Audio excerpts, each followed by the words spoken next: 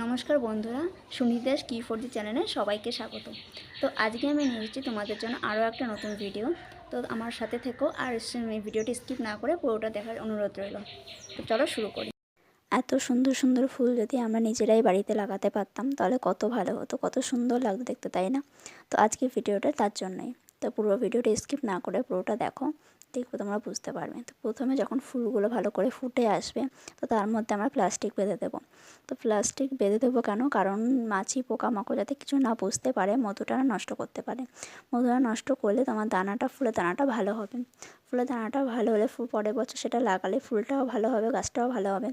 ওর জন্য একটা প্লাস্টিক বেঁধে দিলে গাছের মধ্যে, যখন প্লাস্টিকের মধ্যে বসে যখন শুকিয়ে আসবে ফুলটা, তখন তোমরা ছিঁড়ে নেবে। ছিঁড়ে নিয়ে যে কোনো একটা ভালো একটা কিছুতে রেখে দেবে।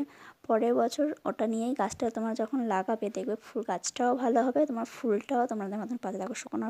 তো ভিডিওটা তোমাদের কেমন লেগেছে? ভালো লাগলে অবশ্যই সাবস্ক্রাইব করে লাইক কমেন্ট শেয়ার করে দিও। আজকের মতন টাটা, সবাই ভালো থেকো, সুস্থ থেকো।